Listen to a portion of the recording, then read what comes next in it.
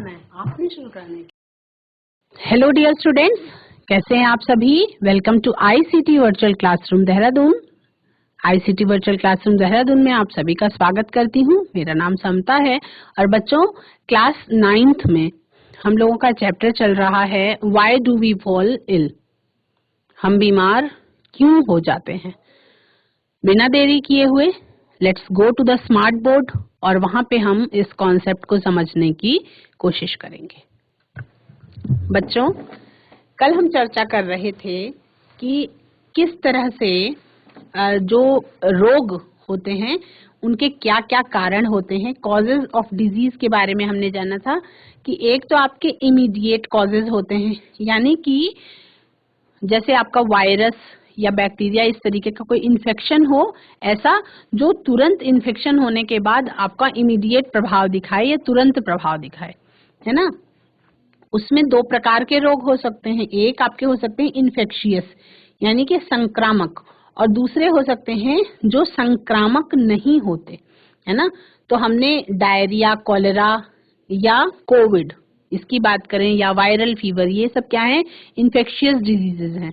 और non infectious क्या है कि जैसे आपका हाई ब्लड प्रेशर है, आपका कैंसर है, ये नॉन इन्फेक्शियस डिजीज, मतलब एक व्यक्ति से दूसरे व्यक्ति में फैलता नहीं है, फैलने वाला और ना फैलने वाला रोग, ठीक है।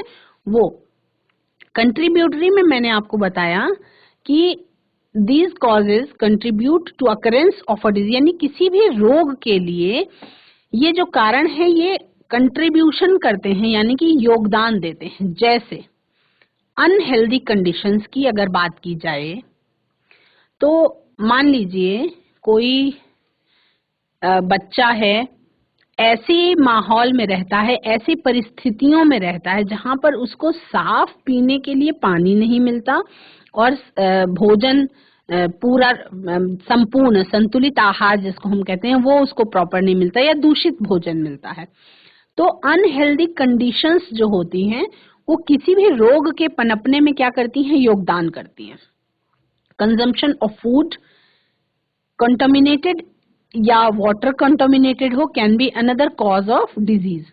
सेकेंड कॉज क्या है? इम्प्रॉपर पब्लिक फैसिलिटीज, यानी कि अगर प्रॉपर पब्लिक फैसिलिटीज नहीं है, जनता के लिए सही तरीके से सुविधाएं नहीं है, तो उससे भी ये भी एक कारण है जिससे क्या होती है? डिजीजेस पनपने में योगदान हो जाता है। जैसे lack of proper public facilities such as clean drinking water and food lead to diseases. अब इसमें क्लीन ड्रिंकिंग वाटर भी आपका पब्लिक फैसिलिटीज में आ गया और फूड ये आपका पब्लिक फैसिलिटीज में है। अगर ये प्रॉपर नहीं सप्लाई हो रहा है तब वहां पे भी क्या होता है? रोग बीमारियां होने की जो संभावना है वो बढ़ जाती है। और तीसरा रीजन दिया गया है पॉवर्टी, यानी कि गरीबी। लैक ऑफ नरिशमेंट यानी कि पोषण की कमी can also lead to the occurrence of diseases in a person, यानी कि यदि किसी व्यक्ति में पोषण की कमी है, संतुलित आहार नहीं मिल रहा जितना उसके शरीर को जरूरत है, तो उससे क्या होता है? उससे भी रोग बीमारियां जो है वो पनपने की संभावना बहुत ज्यादा बढ़ जाती है। जैसे पॉवर्टी में क्या होता है? पॉवर्टी में गरीबी में मान लीजिए जो गर्भवती माता है, अगर उसको ही प्रॉपर भोजन नहीं मिल रहा तो यानी उसके गर्भ में पल रहे शिशु को भी प्रॉपर भोजन नहीं मिल रहा है, संतुलित आहार उसको नहीं मिल रहा है, तो जो बच्चा होगा वो भी गरीबी के कारण कैसा होगा? कुपोषित, और उससे क्या होगा? उसके रोग बीमारियां लगने की जो दर है वो ज्यादा होगी। तो ये कुछ सामाजिक कारक हैं जो योगदान करते हैं किसी रूप से बीमार होने में, या डिजीजेस का कॉज है ये, लेकिन वो कंट्रीब्यूटरी कॉज है। तो कॉजेस कितने प्रकार के हो गए आपके? दो प्रकार के। एक तो इमीडिएट कॉज हो गया जो तुरंत असर दिखाता है, और ये कंट्रीब्यूटरी कॉज हो गया जिसके कारण रोग बीमारियां फैल सकती हैं, ठीक है। एक क्वेश्चन अगर आए, अ number of children consume contaminated food and water yet only some get diarrhea and while the others remain disease free, why is this so? अगर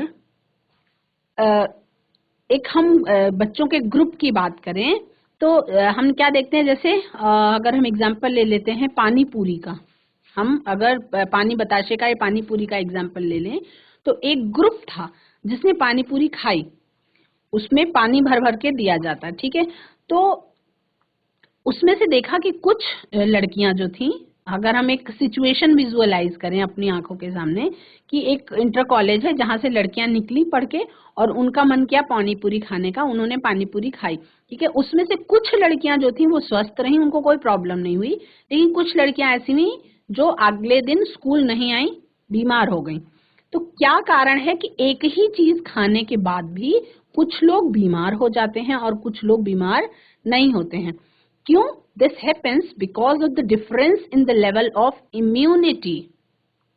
अब इम्यूनिटी वर्ड ऐसा है, इम्यूनिटी शब्द ऐसा है कि इस समय की विपरीत परिस्थितियों में इम्यूनिटी शब्द के बारे में बहुत ज्यादा डिस्क्राइब करने की जरूरत नहीं है। सबको पता चल चुका है कि आपके शरीर में मौजूद जो रोगों से लड़ने की क्षमता है वो किसके शरीर में कितनी ज्यादा है, उससे डिपेंड करता है कि आदमी कितनी जल्दी बीमार होगा या कितनी जल्दी ठीक होगा या बीमार ही ना होगा। A healthy body or a well-nourished body is less likely to catch a disease when exposed to disease-causing agents. जैसे मान लीजिए हम किसी ऐसी, मान लीजिए कि कोई डिजीज कॉजिंग एजेंट है जिससे हम एक्सपोज हो गए, तो वो व्यक्ति जो शारीरिक रूप से, जिसका पोषण बहुत अच्छे से हुआ है, जो संतुलित आहार लेता है, जिसके शरीर में इम्यूनिटी लेवल स्ट्रांग है, बहुत अच्छा है, वो जल्दी बीमार नहीं होगा, लेकिन जो कमजोर है वो बीमार हो जाएगा, है ना। तो ये क्या है? This is because it has a strong immune system. जो लड़कियां बीमार नहीं हुई थी मतलब उनका स्ट्रांग था इम्यून सिस्टम, और जो बीमार हो गई मतलब उनकी इम्यूनिटी कहीं ना कहीं कैसी थी? कमजोर। On the other hand, a poorly nourished body will easily become diseased due to its weak immune system. अब हम poorly nourished body, उसको हम अमीर और गरीब जोड़ करके नहीं समझ सकते हैं। उसको समझने के लिए हमको बच्चों ये समझना है, हो सकता है कि कोई बहुत अमीर परिवार का बच्चा हो जिसके पास पैसे की कोई कमी नहीं है, लेकिन उनका बच्चा भी पुअरली नरिश्ड हो सकता है। कैसे? क्योंकि वो नरिशमेंट वाले भोज्य पदार्थ खाता ही ना हो, दिन भर अगर जंक फूड और फास्ट फूड पे ही रहता हो तो वो पुअरली नरिश्ड कहलाएगा। हो सकता है वो अमीर हो, पैसे की कमी ना हो, लेकिन वो पुअरली नरिश्ड कहलाएगा। और हो सकता है कोई साधारण बहुत सामान्य परिवार का बच्चा है जिसके पास बहुत सारे पैसे नहीं है कि वो बहुत कई बार होटल्स में खा सके, कई बार दिन बाहर खाना खा सके, तो वो क्या करेगा? उसके पास इतना है कि उनकी माँ जो घर में बनाती है प्रॉपर प्यार से वो खाता है और स्वस्थ है। तो क्या है, अमीर और गरीब से पैसे के कम या ज्यादा होने से इस पर असर नहीं होता। असर होता है कि आप क्या चीज अपने शरीर के अंदर इनटेक कर रहे हैं, क्या अपने शरीर के अंदर आप ले रहे हैं, वो चीजें खानी चाहिए जिससे हमारा इम्यून सिस्टम जो है वो मजबूत हो, यानी रोगों से लड़ने की क्षमता जो है हमारी वो बढ़ती जाए। तो डिजीजेस कितने प्रकार की आपको बताई मैंने? इन्फेक्शियस होती हैं और नॉन इन्फेक्शियस, यानी कुछ डिजीजेस ऐसी जो आपको इन्फेक्शन एक से दूसरे को फैल जाता है और कुछ ऐसी जो इससे एक दूसरे को इन्फेक्शन नहीं फैलता है। अब हम हेल्थ को किस तरह से डिस्क्राइब करते हैं? Person who is free from any kind of disease, उसको हम कहते हैं कि ये स्वस्थ है। लेकिन ये आपकी हेल्थ की, स्वास्थ्य की जो है इनकम्प्लीट डिफिनेशन है, इसको हम कंप्लीट डिफिनेशन नहीं कह सकते हैं। A person need not only to be free from any physical disease but he must also have a sound mind to be called a healthy individual. यानी कि सामान्य शब्दों में हम कहें तो किसी भी शरीर के रोग मुक्त होने भर से कोई फायदा नहीं होता। आपके शरीर के साथ साथ आपके मन का भी, आपके दिमाग का भी टेंशन फ्री होना, ये आपका एक हेल्दी इंडिविजुअल का साइन है। So we can define health as a state of complete physical, mental and social wellbeing. ये शब्द ध्यान रखेंगे, पूर्ण रूप से शारीरिक, सामाजिक और मानसिक तौर पे यदि आप स्ट्रांग हैं, फिट हैं, तभी आप एक हेल्दी पर्सन कहलाएंगे। द वर्ड डिजीज, डिजीज शब्द कहाँ से आया? ये आपका दो शब्दों से मिलकर बना है। मैंने आपको कई बार समझाया है कि जब हम कोई चीज पढ़ रहे होते हैं तो जो शब्द आता है उस शब्द को आप ब्रेक कर दें। जैसे हिंदी में हम संधि विच्छेद पढ़ते हैं तो किसी शब्द को हम क्या करते हैं, तोड़ करके उसका अर्थ समझने की कोशिश करते हैं। तो डिजीज दो शब्दों से मिलकर के बना है, डिस्टर्ब्ड ईज। डिस्टर्ब्ड ईज का मतलब आपकी जो इजीनेस थी, आप जिस सामान्य तौर पे जिस तरह से आप रह रहे थे उसमें कहीं कोई डिस्टर्बेंस हो जाए। It may be defined as any condition that can lead to discomfort. जब हम डिजीज कब कहेंगे कि हम बीमार हैं, जब हम नॉर्मल नहीं हैं, जब हमें कहीं कोई प्रॉब्लम हो रही है, मतलब हम किसी तरह से कोई हेल्थ प्रॉब्लम हो रही है या कोई डिस्कम्फर्ट हो रहा है।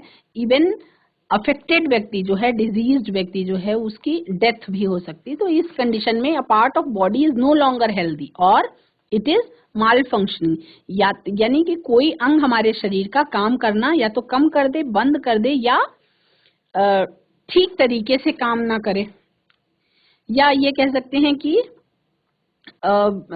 काम करे लेकिन ओवर काम करने लगे, है ना। तो कई कंडीशंस हो सकती हैं।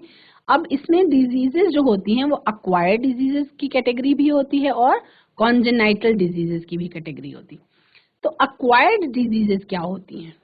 Acquired diseases acquired by individuals during their lifetime are called acquired diseases। यानी कि कुछ ऐसे रोग जो हम अपने जीवन में अक्वायर कर लेते हैं, यानी जन्म से हमारे साथ नहीं थे, लेकिन जब हम अपना जीवन जी रहे थे उसके बीच में जीवन काल में ही कहीं अक्वायर हो गया। जैसे कैंसर है, तो कैंसर अक्वायर्ड डिजीज की कैटेगरी में आता है ना। यानी कि वो अगर माता पिता को है तो कोई जरूरी नहीं है बच्चे को होगा, लेकिन वो अक्वायर कर सकता है आदमी अपनी जीवन शैली से या अलग अलग तरीके से। तो इसमें दो प्रकार से होती डिजीज। एक तो इन्फेक्शियस, जिसको हम अक्वायर कर सकते हैं, ऐसे रोग जिनको जो हमें हो गए हमारे जीवन काल में, लेकिन वो क्या थे, संक्रामक थे। और कुछ ऐसी डिजीजेस भी होती हैं जो अक्वायर तो हम कर लेते हैं लेकिन नॉन इन्फेक्शियस होती, मतलब हमें हो गया लेकिन सामने वाले को मुझसे नहीं होगा, है ना। तो नॉन इन्फेक्शियस डिजीजेस कई प्रकार की हो सकती हैं। एक तो ऐसी डीजेनरेटिव डिजीजेस जिनको हम कहते हैं, जो आपकी किसी भी आपका जो स्पेसिफिक कोई अंग है उसका प्रॉपर काम वो ना करे। जैसे आपका डायबिटीज है। डायबिटीज हमारे शरीर में एक प्रॉपर फंक्शन होता है जब आपके शरीर में इंसुलिन हार्मोन की मात्रा बननी कम हो जाती है ना। तो ये आपका डीजेनरेटिव डिजीजेज में आता है। और दूसरे प्रकार की डिजीजेज होती हैं डिफिशियंसी डिजीजेज, जहां पे क्या होता है कि ऐसी डिजीजेज जहां पे एक या एक से अधिक आपके शरीर में पोषक तत्वों की कमी के कारण अगर कोई रोग हो जाए तो वो क्या कहलाएगा, आपका डेफिशिएंसी डिजीजेस की कैटेगरी में आएगा। जैसे आपकी नाइट ब्लाइंडनेस है, मेरेस्मस का रोग है, एनीमिया है, बेरी है, स्कर्वी है। ये आपको तो पूरा ही लर्न होगा कि बहुत सारे अलग अलग विटामिन की कमी से बहुत सारी डिफिशियंसी डिजीजेस हो सकती हैं। उसके बाद एक तरीके की डिजीजेस होती हैं बच्चों जिनको हम एलर्जी के नाम से जानते हैं। ये क्यों होती हैं? किसी भी स्पेसिफिक सब्सटेंस के टूवर्ड्स अगर हाइपर सेंसिटिविटी है, जैसे किसी किसी को कभी डस्ट से एलर्जी होती है, आपने बहुत बार सुना होगा, पॉलन से एलर्जी होती है, तो उससे क्या होता है, एस्थमा यानी सांसों की बीमारी and hay fever are two such disease. ऐसी हैं डिजीजेज जो एलर्जी के कारण होती हैं, ठीक है। अब इसमें डिजीजेज के बारे में कॉन्जेनाइटल डिजीजेज, ये भी एक प्रकार की बीमारियां हैं। Diseases that are present in individuals from birth are called congenital diseases. ऐसी बीमारियां जो जन्मजात होती हैं, यानी हमारे जन्म के साथ वो हमें मिली, वो क्या कहलाएंगी, कॉन्जेनाइटल डिजीजेस। ये क्यों हो सकती हैं? कुछ जब जीन का ट्रांसफर, तो उसमें कहीं म्यूटेशन हो गया हो, कोई डिसऑर्डर आया हो, तो अगर माता पिता में है तो बच्चे में क्या होती है, ट्रांसफर हो जाती है इस तरीके की डिजीजेस। तो उनको हम किस नाम से जान सकते हैं, जेनेटिक डिजीजेस। जैसे हीमोफीलिया, हीमोफीलिया नाम का रोग जो है ये जेनेटिक डिसऑर्डर की कैटेगरी में आता है। इसके बारे में आप बड़ी क्लासेस में जाएंगे तो विस्तार से हर एक रोग के बारे में पढ़ेंगे। सिकल सेल एनीमिया, इसके बारे में पढ़ेंगे। Klinefelter syndrome, Turner syndrome, Down syndrome, ये बहुत सारे अलग अलग सिंड्रोम्स हैं, अलग अलग बीमारियां हैं जो जेनेटिकली एक पीढ़ी से दूसरी पीढ़ी में ट्रांसफर हो जाती हैं। ठीक है, तो अब हम स्प्रेड किस तरह से होता है डिजीजेस का, उसको भी हम दो कैटेगरी में बांट सकते हैं। एक तो होती है आपकी एंडेमिक डिजीजेस। अभी आप पढ़ रहे हैं तो अभी आपको समझ में आ जाएगा कि इस समय की विपरीत परिस्थितियों के अनुसार an endemic disease is one that is constantly present in a particular region and affects some people in that region. जैसे goiter, for example, is endemic to the northeastern hills of India, mainly because the water present there lacks iodine. यानी endemic diseases वो होती हैं जो किसी एक क्षेत्र विशेष में पाई जाती हैं और किसी स्पेसिफिक चीज की कमी के कारण पाई जाती हैं, जो मतलब बहुत सारे लोगों में वहां पे ये रोग हो जाएगा। तो ये हम गोइटर का एग्जाम्पल ले रहे हैं, आपका एक घेंघा रोग का एग्जाम्पल ले रहे हैं, जो आपका नॉर्थ ईस्टर्न हिल्स है इंडिया के, उसमें ज्यादातर पाई जाती हैं। जहां पे जो पानी पाया जाता है उसमें आयोडीन की मात्रा कम होती है, इसलिए वहां पे घेंघा रोग पाया जाता है। और इस तरीके की डिजीजेस में बच्चों, अब हमने इपिडेमिक डिजीजेस के बाद हम पढ़ेंगे इपिडेमिक डिजीजेस में कौन कौन सा आता है। An epidemic disease infects a large proportion of a country's population irrespective of the regions. Plague अगर हम एग्जाम्पल के रूप में लें तो इंडिया की बहुत बड़ी जनसंख्या को 1994 में इसने प्रभावित किया था, प्लेग नाम की बीमारी ने। ठीक है, स्पोरेडिक डिजीजेस ये कैसी होती हैं? सच डिजीजेस अकर ओकेजनली, जैसे आपका मलेरिया है। मलेरिया एक मच्छर के स्पोरोजोइड्स के किसी स्वस्थ मनुष्य के शरीर में प्रवेश कर देने पर हो जाता है ना। तो ये क्या हो गया आपका, ये ओकेजनली होती हैं। अब हम एंडेमिक के बारे में बात कर रहे थे, अब ये शब्द आप सभी को पता है, पेंडेमिक। पेंडेमिक डिजीजेस क्या होती हैं? पेंडेमिक का मतलब आपने पैन इंडिया शब्द सुना होगा, मतलब पूरा भारत। तो पेंडेमिक मतलब पूरे वर्ल्ड को अगर कोई बीमारी एक साथ प्रभावित कर रही हो तो वो क्या कहलाएगी? पेंडेमिक डिजीज कहलाएगी। जैसे हम बात करेंगे कोविड की, कोविड इस समय वर्ल्ड वाइड भयावह रूप से फैल गया, तो ये क्या कहलाएगा? महामारी के रूप में आ गया और ये आपका पेंडेमिक डिजीज की कैटेगरी में आ गया। अब एक्वायर्ड डिजीजेस जो होती हैं ये दो तरीके की होती हैं। एक तो होती है बच्चों संक्रामक, इन्फेक्शियस, जो इन्फेक्शन कर देती हैं, मतलब फैलती हैं तेजी से। और एक ऐसी होती हैं जो एक मनुष्य से, एक व्यक्ति से दूसरे व्यक्ति में फैलती नहीं है। इन्फेक्शियस डिजीज का क्या कारण, मतलब क्या लक्षण होते हैं? It can be passed from one organism to another, एक जीव से दूसरे जीव में ये ट्रांसफर हो सकती है। It is caused by a pathogen, इसके लिए किसी रोग कारक का होना जरूरी होता है। It is classified as communicable when it can be transferred from an infected person to a healthy person. communicable यानी कि कम्युनिटी में एक व्यक्ति से दूसरे व्यक्ति में यदि ये रोग फैल रहा हो, फैल जाने वाला रोग, तो क्या कहलाएगा? वो आपका इन्फेक्शियस डिजीज की कैटेगरी में आ जाएगा। जैसे आपका ट्यूबरकुलोसिस, टीबी का रोग है ना, आपका कॉलरा, डायरिया, हैजा, कॉलरा, ये सब जो है ये संक्रामक रोगों की कैटेगरी है। और कुछ रोग ऐसे होते हैं जो सीरियस तो होते हैं, सीवियर तो होते हैं, लेकिन नॉन इन्फेक्शियस होते हैं, मतलब एक व्यक्ति से दूसरे व्यक्ति में फैलते नहीं हैं। और कुछ होते हैं जो बहुत तेजी से फैलते हैं, जैसे आपका वायरल फीवर है, जैसे आपका कोविड महामारी आई तो बहुत तेजी से फैली वो, है ना। अब नॉन इन्फेक्शियस में क्या है, इसको कैसे समझेंगे? It cannot spread from one person to another, यानी ये एक व्यक्ति से दूसरे व्यक्ति को नहीं होता है, जैसे हम कैंसर की बात करें तो कैंसर एक व्यक्ति से दूसरे व्यक्ति को नहीं होता, वो पर्सनल प्रॉब्लम से अलग अलग लोगों को हो सकता है। It can have internal causes, या तो मेटाबॉलिक कॉज हो सकता है, यानी हमारी खुद की जीवन शैली में कहीं कोई दिक्कत रही हो उससे हो सकता है, या जेनेटिक भी हो सकता है ना। जैसे it is classified as non communicable disease, तो इसको जो क्लासिफिकेशन जब किया गया तो इसको नॉन कम्युनिकेबल डिजीज की कैटेगरी में रखा गया और इन्फेक्शियस डिजीज को हमने कम्युनिकेबल डिजीज की कैटेगरी में देखा। जैसे गठिया रोग, जैसे कैंसर, जैसे हाई ब्लड प्रेशर, ये सब जो है, जैसे आपका डायबिटीज, ये सब जो है ये नॉन इन्फेक्शियस की कैटेगरी में आते हैं। तो जितनी भी कम्युनिकेबल डिजीजेज होती हैं, कम्युनिकेबल डिजीजेज आर इन्फेक्शियस, ये सबकी सब कैसी होती हैं, संक्रामक होती हैं। लेकिन सभी संक्रामक डिजीजेज कम्युनिकेबल हो ऐसा जरूरी नहीं है। नॉन इन्फेक्शियस डिजीजेज क्या होती हैं?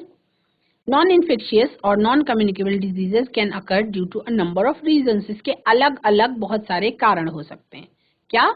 Genetic disorders, diseases that are passed by changes in the genetic makeup, या तो जब हमारा जेनेटिक मेकअप है उसमें कोई कुछ ऐड हो जाए या कुछ कम हो जाए, है ना। 9th में है तो हम सभी ने ये तो पढ़ा है कि हमारी कोशिकाओं के अंदर न्यूक्लियस प्रेजेंट होता है और न्यूक्लियस के अंदर क्या है, अनुवांशिक पदार्थ प्रेजेंट होता है क्रोमैटिन फाइबर्स के रूप में, उलझे हुए धागों सी संरचना के रूप में। और जब वो उलझे हुए धागों सी संरचना क्रोमोसोम्स के रूप में आती है तो क्रोमोसोम्स किस चीज के बने होते हैं, डीएनए स्ट्रैंड्स के बने होते हैं। तो डीएनए जो है वही एक पीढ़ी से दूसरी पीढ़ी में सूचनाओं को ट्रांसफर करने का काम करता है। तो कभी कभी क्या होती है, ये डिजीजेस की सूचना भी एक पीढ़ी से दूसरी पीढ़ी में ट्रांसफर हो गई। जैसे कि इनके बाद जेनेटिक डिसऑर्डर्स में हम दो बीमारियों का नाम लिख रहे हैं, एक है हीमोफीलिया और दूसरा है थैलेसीमिया। तो ये क्या है, जेनेटिक डिसऑर्डर्स, यानी ये आप अपने आसपास के वातावरण से या अपने आसपास के माहौल से नहीं पाते हैं, ये आपको अपने पेरेंट्स से ही ट्रांसफर हो सकती हैं। अगर किसी को हीमोफीलिया है तो ये आपको कहाँ से, पेरेंट्स से ही ट्रांसफर होगी। उसके बाद नॉन इन्फेक्शियस डिजीजेज में आप डिजीजेस के बारे में लिख सकते हैं डाइटरी डिफिशियंसी डिजीजेस, जब खान पान में किसी कमी के कारण कोई डिजीज हो जाए तो वो क्या कहलाएगी, आपकी डाइटरी डिफिशियंसी डिजीजेस कहलाएंगी। These diseases are caused due to deficiency of some important dietary component in our body. These nutrients यानी पोषक तत्वों की कमी के कारण जो आपका हाईली इंपॉर्टेंट होते हैं नॉर्मल ग्रोथ के लिए और डेवलपमेंट के लिए, और उनकी कमी होने पर क्या होगा, रोग के रूप में वो आपके शरीर में सामने आएगा। एलर्जी, एलर्जी भी सडन, अगर अचानक कोई पर्टिकुलर सब्सटेंस है जिससे आपको एलर्जी है तो उससे क्या होगा, ये रोग सामने आ सकते हैं। जैसे आपका बहुत सारे लोगों को आपने सुना होगा मुझे डस्ट से एलर्जी है, कुछ लोगों को परागकणों से एलर्जी होती, पॉलन से, कुछ को स्पोर्स से एलर्जी होती, सर्टेन मेडिसिन से भी बहुत से लोगों को एलर्जी हो सकती है, किसी किसी को कॉस्मेटिक्स से एलर्जी होती है, यानी कि किसी ने क्रीम लगा लिया मुंह पे तो बहुत सारे रैशेज हो जाएंगे। तो ये क्या होती है, एलर्जी। रेस्पिरेटरी सिस्टम में भी एलर्जी हो जाती है, डाइजेस्टिव ट्रैक्ट में, किसी की आईज में एलर्जी हो जाती है, तो वो आपका नॉन इन्फेक्शन। एलर्जी एक व्यक्ति से दूसरे व्यक्ति को फैलता नहीं, लेकिन हाँ अगर रैशेज ऐसे हैं जो इन्फेक्शियस हैं, जैसे दाद है, तो वो एक व्यक्ति से दूसरे व्यक्ति को फैल सकता है। ठीक है। Diseases caused by physical and chemical agents, जैसे हीट स्ट्रोक और sunburn can be caused by the physical agents. जैसे किसी को बहुत धूप, तेजी से धूप लग गई और सनबर्न हो गया, यानी शरीर को उस ना झुलसा दिया, तो वो क्या है, वो आपका फिजिकल एजेंट की कैटेगरी में आता है। सम डिजीजेस में also be caused by chemical agents, जैसे आपका मरकरी से भी कोई डिजीज हो सकती है, लेड से, पोटेशियम साइनाइड से, तो ये आपके केमिकल एजेंट्स कहलाते हैं। अब इन्फेक्शियस एजेंट्स जो हैं वो कौन कौन से होते हैं बेसिकली। इन्फेक्शन क्या होता है, इन्फेक्शन यानी कि जिसको हम कहते हैं इन्फेक्शन हो गया, ये शब्द आपने बहुत सुना होगा, इन्फेक्शन हो गया, इन्फेक्शन हो गया यानी कि संक्रमण हो गया। तो इसको हम कैसे डिफाइन कर सकते हैं, इसको हम कैसे समझ सकते हैं कि यदि entry and multiplication of disease causing micro organisms, हम जब क्लास 8th में थे तो एक पूरा चैप्टर था हमारे पास सूक्ष्म जीव, शत्रु अथवा मित्र। क्लास 7th में भी हमने सूक्ष्म जीवों के बारे में पढ़ा, शत्रु अथवा मित्र। तो इसमें कुछ माइक्रो ऑर्गेनिजम्स जो होते हैं हमारे लिए बहुत फायदेमंद है, लेकिन उसमें से कुछ ऑर्गेनिजम्स जो सूक्ष्म जीव हैं वो ऐसे हैं जो हमारी शरीर के अंदर अगर पहुंच जाते हैं तो वो डिजीज कॉजिंग माइक्रो ऑर्गेनिजम्स होते हैं और हमारे शरीर में क्या करते हैं, बीमारियां बनाते हैं। ठीक है, diseases caused due to such disease causing microorganisms are known as infectious diseases. ये माइक्रो ऑर्गेनिजम्स क्या करते हैं, अपने आप को मल्टीप्लाई करते हैं, तो इन्फेक्शियस डिजीज से ज्यादातर होती हैं। इन्फेक्शियस एजेंट्स या रोग कारक जिन्हें हम कह सकते हैं पैथोजेंस, वो क्या क्या होते हैं? They are disease causing microorganisms which show virulence. They belong to different categories, अलग अलग कैटेगरीज के ये होते हैं। जैसे इट कैन बी वायरसेस, जो फैला रहा है क्या आपका इस समय बिल्कुल प्रेजेंट सिनेरियो में कोविड का रोग फैल रहा है। कुछ प्रकार के बैक्टीरियाज हैं, ये भी डिजीज कॉजिंग माइक्रो ऑर्गेनिजम्स होते हैं। कुछ प्रकार के फंगी हैं, ये भी आपके कवक हैं जो डिजीज कॉजिंग हो सकते हैं। इसमें से कुछ ऐसी भी कैटेगरीज हैं जो डिजीज कॉज नहीं भी करती हैं। कुछ आपके यूनिसेलुलर ऑर्गेनिजम्स हैं, एक कोशिकीय जंतु हैं जो रोगों को फैला सकते हैं। कुछ आपके बहुकोशिकीय जंतु भी हैं जो आपके रोगों को फैला सकते हैं। तो वायरसेस जो सबसे ज्यादा इन्फेक्शियस एजेंट्स के रूप में जाना जाता है, क्या होता है viruses? They are very tiny organisms. अब उनको अगर हम साधारण भाषा में कह दें तो केवल वो इलेक्ट्रॉन माइक्रोस्कोप की हेल्प से ही दिखाई पड़ते हैं, इतने छोटे होते हैं। वो खुद से ना तो ग्रो कर सकते हैं, ना मल्टीप्लाई कर सकते हैं, ना वो अपनी संख्या को बढ़ा सकते हैं। लेकिन अगर उनको ग्रो करना है, उनको मल्टीप्लाई करना है या अपने आप को रिप्रोड्यूस करना है तो उनको किसी होस्ट सेल को इन्फेक्ट करना होगा। यानी कि अगर उनके पास, हम ये कह सकते हैं कि उनके पास खुद की मशीन नहीं है फोटोकॉपी बनाने की, लेकिन अगर वो किसी उसको एक एग्जाम्पल की तरह हम ले लें कि जैसे मान लीजिए कि 4 लोग आ गए आपके घर में, उनके पास खुद का खाना पानी कुछ नहीं था, लेकिन वो आपके घर में आ गए और आपका खाना पानी सब यूज करके खुद को उन्होंने मजबूत बना लिया। इस तरह से जेनेटिक कंपोनेंट जो होता है वायरस का, वो आपका डीएनए भी हो सकता है और आरएनए भी हो सकता है। तो RNA containing viruses are called retroviruses, है ना, इसके बारे में आप सबको पता है। जैसे SARS, RNA viruses include SARS virus, severe acute respiratory syndrome. जो आपके सार्स वायरस, जो कोविड है, वो भी सार्स वायरस की ही कैटेगरी में आता है, जिसमें सीवियर एक्यूट रेस्पिरेटरी सिंड्रोम होता है। और पोलियो वायरस, इन्फ्लुएंजा वायरस और हेपेटाइटिस सी का वायरस, ये सब रेट्रोवायरस की ही कैटेगरी में आते हैं। जो आपका डीएनए वायरसेस होते हैं, इसमें आपका आता है बैक्टीरियोफेज, विरॉन्स। ये एक सिंगल सेल वायरल पार्टिकल है जो आपका प्रोटीन शेल से घिरा हुआ होता है और जिसका जेनेटिक मटेरियल, इसका भी आपका सर्कोवायरस और मेगावायरस इसका सबसे ज्यादा जाना जाने वाला नाम है। बैक्टीरिया और फंगी, ये भी क्या करते हैं, बीमार करते हैं लोगों को।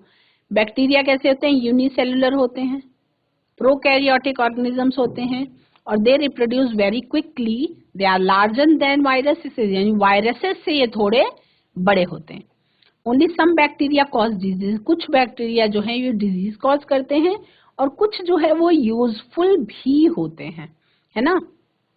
तो बैक्टीरियल डिजीजेस कौन कौन सी होती हैं, वो जैसे आपका वूपिंग कफ है, काली खांसी जिसको हम कहते हैं, typhoid fever, cholera, anthrax, TB की बीमारी, ट्यूबरकुलोसिस जिसमें बहुत लगातार खांसी आती है, डायरिया का रोग, डिफ्थीरिया का रोग और टिटनेस की बीमारी और सिफिलिस का रोग, गोनोरिया, ये बहुत सारे रोगों के अलग अलग नाम हैं जो कैसी हैं, बैक्टीरियल डिजीजेस हैं। आपका एक्ने, डिसेंट्री, ये सारे के सारे बैक्टीरियल डिजीजेस की कैटेगरी में आते हैं।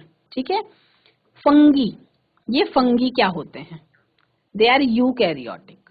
ये कैसे हैं, यूकैरियोटिक ऑर्गेनिजम्स हैं और विषम पोषी होते हैं, यानी अपने पोषण के लिए किसके ऊपर, दूसरे के ऊपर डिपेंडेंट होते हैं। तो फंगी क्या हैं, जो आपके प्रकृति में पाए जा रहे हैं लेकिन वो अपना खाना खुद बना नहीं सकते, दे लैक क्लोरोफिल, उनके पास क्लोरोफिल होता नहीं है, तो मोस्टली मल्टी सेलुलर होते हैं और उनकी थ्रेड लाइक बॉडीज होती है। अगर हम किसी फंगी की बात करें, किसी ब्रेड को या किसी भी रोटी को सड़ने के लिए अगर आप छोड़ दें तो 3-4-5 दिन के बाद आप ब्रेड पे ब्लैक कलर का या ग्रीन कलर का फंगस आपको दिखाई पड़ेगा। वो क्या है, वही फंगी है। उसमें से कुछ ऐसे होते हैं जो डिजीज कॉजिंग होते हैं, जैसे एथलीट्स फुट, कैंडियासिस एंड रिंगवर्म, किसी को दाद हो जाए, आपने बहुत बार देखा होगा उंगलियों के बीच में सड़न होने लगती है, वो सब क्या है, वो आपके फंगी के कारण ही होते हैं। Not all bacteria are harmful for humans, in fact the disease causing bacteria are less than 1%। यानी बैक्टीरिया जो है उसमें से जितने प्रकार के बैक्टीरिया पाए जा रहे हैं उसमें से 1% ही है जो डिजीज कॉजिंग है, और बहुत सारे बैक्टीरिया ऐसे हैं जो हमारे शरीर में हमारे साथ ही रहते हैं। एक्चुअली वो हमारे शरीर के लिए कैसे होते हैं, अच्छे होते हैं। फॉर एग्जाम्पल, अगर हम लैक्टोबैसिलस एसिडोफिलस की बात करें, वो एक हार्मलेस बैक्टीरिया है जो हमारी आंतों में रहता है और हमारे खाने को डाइजेस्ट करने में हेल्प करता है। कुछ डिजीज कॉजिंग ऑर्गेनिजम्स को भी डिस्ट्रॉय कर देता है और न्यूट्रिएंट्स भी देता है हमारे शरीर को। तो हम ये नहीं कह सकते कि सारे के सारे सूक्ष्म जीव जो है वो रोग कारक होते हैं। जो रोग कारक होते हैं वो पैथोजेंस कहलाते हैं, और इसीलिए क्लास 7 से ही ये चीज पढ़ाई जाती है कि सूक्ष्म जीव शत्रु अथवा मित्र, और क्लास 12th तक ये कॉन्सेप्ट आपको क्लियर पढ़ाया जाएगा। उसमें और अलग अलग डिजीजेस के बारे में थोड़ा सा ब्रीफ बताया जाएगा, थोड़ा डीप में जाके, है ना। इन्फेक्शियस एजेंट्स क्या क्या हो सकते हैं, बहुत सारे अलग अलग एक कोशिकीय जंतु भी हो सकते हैं और मल्टी सेलुलर ऑर्गेनिजम्स भी हो सकते हैं या बहुकोशिकीय जंतु भी हो सकते हैं, जिसमें से आप सभी ने अमीबा के बारे में सुना होगा। क्या है, एक प्रकार का प्रोटोजोआ। कैसे होते हैं, सिंपल होते हैं, यूकैरियोटिक होते हैं, एक कोशिकीय होते हैं, और ट्रिपैनोसोमा है, लीशमैनिया है, ये सभी प्रोटोजोआ के एग्जाम्पल हैं। तो ये क्या है, ये भी रोग कारक होते हैं। क्यों, they often spend part of their life cycle outside of humans और other hosts. Most of them are found in water as they require moisture for survival. Some live in other sources like food and soil. अब इसमें कुछ disease caused protozoans होते हैं, जैसे आपका एमीबिएसिस नाम की बीमारी होती है, आपकी हिस्टोलिटिका, एंटमीबा हिस्टोलिटिका नाम के प्रोटोजोन से ये बीमारी होती है। काला आजार, आपका मलेरिया, बहुत ही कॉमन बीमारी के बारे में आपने सुना, किससे होता है, एक प्रोटोजोन से। प्लाज्मोडियम नाम का एक प्रोटोजोन होता है जो किसमें, मच्छर की लार में पाया जाता है। मच्छर काटेगा और आपको मलेरिया बुखार हो जाएगा। अफ्रीकन स्लीपिंग सिकनेस, ये बीमारी भी एक प्रोटोजोन के इन्फेक्शन के कारण होती है। उसके बाद मल्टी सेलुलर एनिमल्स होते हैं बहुत सारे, वर्म्स, जो हमारे शरीर में क्या करते हैं, रोग पनपा देते हैं। जैसे वर्म्स क्या होते हैं, परजीवी होते हैं, पैरासाइट्स। तो वो आपकी ह्यूमन बीइंग की आंतों में जाके, है ना, आपने बहुत बार सुना होगा कि बच्चे के पेट में दर्द हो रहा है या बहुत कुछ खाता है पर शरीर को लगता नहीं, पेट के कीड़े की दवाई दीजिए। ये कॉमन लाइन है जो आपने सुनी होगी। तो ये क्या है, ये इसी के बारे में बात करते हैं कि जो वर्म्स हैं वो इंटेस्टाइन में जाकर के क्या करते हैं, वहीं पे रहने लगते हैं, है ना, तो वो इन्फेक्ट कर देते हैं इंटेस्टाइन को। राउंड वर्म्स हैं इसमें, पिन वर्म्स हैं, हुक वर्म्स हैं एंड टेप वर्म्स हैं। ये अलग अलग एग्जाम्पल्स हैं वर्म्स के, जो आपका डिजीज कॉजिंग वर्म्स होते हैं, यानी रोग फैलाने वाले वर्म्स होते हैं, है ना। तो ये मल्टी सेलुलर होते हैं। Examples of diseases caused by worms, जैसे आपका डायरिया है, टीनियासिस है, टेप वर्म्स के कारण होता है, एस्केरियासिस है जो आपका राउंड वर्म्स के कारण होता है। कई बार आपने देखा होगा कि गांवों में कि किसी का पैर बहुत ज्यादा मोटा हो गया, हाथी पांव बीमारी जिसको हिंदी में कहते हैं, मतलब पांव का हाथी के जैसा मोटा हो जाना, वो एलिफेंटियासिस। तो वो क्या है? एंड स्टेज ऑफ फाइलेरियासिस, यानी फाइलेरिया बीमारी जब बहुत ज्यादा बढ़ जाए तो एलिफेंटियासिस की कैटेगरी में आ जाती है ना। आपका लिवर रॉट, तो ये बहुत सारी बीमारियां हैं बच्चों जो अलग अलग सूक्ष्म जीवों के कारण भी फैल जाती हैं, ठीक है। अब इसमें अगर हम बात करें तो एंटीबायोटिक्स इसमें बचाव कर सकती हैं, तो हम ट्रांसमिशन ऑफ डिजीजेस के बारे में भी जानेंगे, है ना। बच्चों, आज की क्लास में हमने बहुत सारे रोगों के बारे में चर्चा करी और उनके कॉजिंग एजेंट्स के बारे में चर्चा करी। आज की क्लास में इतना ही। That's all for today. Have a nice day. Take care.